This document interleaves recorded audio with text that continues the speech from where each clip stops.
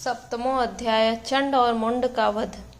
मैं मातंगी देवी का ध्यान करता हूँ। वे रत्नमय सिंहासन पर बैठकर पढ़ते हुए तोते का मधुर शब्द सुन रही हैं।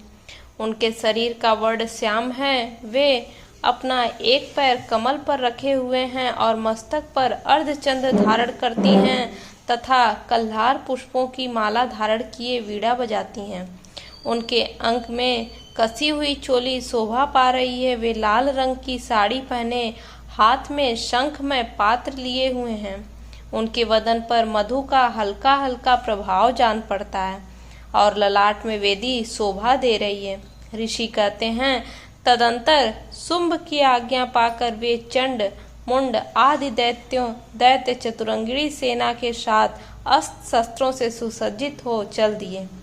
फिर गिरिराज हिमालय के सुवर्णमय ऊंचे शिखर पर पहुंचकर उन्होंने सिंह पर बैठी देवी को देखा। वे मंद मंद मुस्कुरा रही थीं। उन्हें देखकर दैत्य लोग तत्परता से पकड़ने का उद्योग करने लगे। किसी ने धनुष तान लिया, किसी ने तलवार संभाली और कुछ लोग देवी के पास आकर खड़े हो गए। तब अंबिका ने उन शत्रुओं के प्रति बड़ा क्रोध किया। उस समय क्रोध के कारण उनका मुख काला पड़ गया, ललाट में भवें टेढ़ी हो गई और वहां से तुरंत विकराल मुखी काली प्रकट हुई।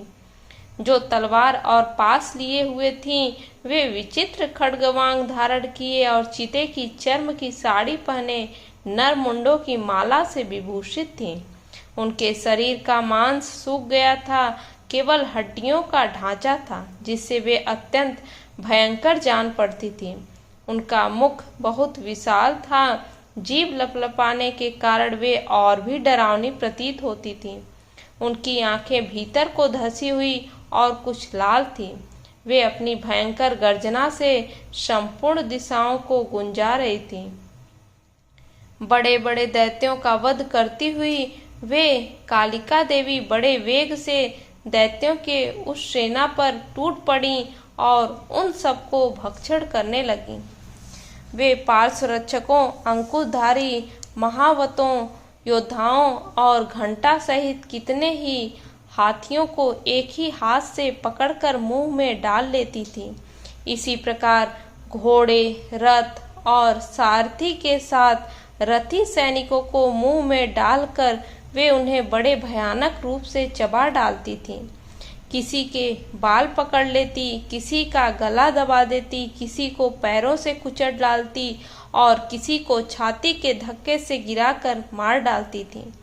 वे असुरों के छोड़े हुए बड़े बड़े अस्त्र शस्त्र मुंह से पकड़ लेती और रोष में भरकर उनको दांतों से पीस डालती थी। काली ने बलवान एवं दुरात्मा दैत्यों की वह सारी सेना रौंद डाली, खा डाली और कितनों को मार भगाया। कोई तलवार के घाट उतारे गए, कोई खड्गवांग से पीटे गए और कितने ही असुर दांतों के अग्रभाग से कुचले जाकर मृत्यु को प्राप्त हुए। इस प्रकार देवी ने असुरों की उस सारी सेना को क्षण भर में मार गिराया। यह देख चंड उन अत्यंत भयानक काली देवी की ओर दौड़ा तथा महादैत्य मुंड ने भी अत्यंत भयंकर बाणों की वर्षा से तथा हजारों बार चलाए हुए चक्रों से उन भयानक नेत्रों वाली देवी को आच्छादित कर दिया।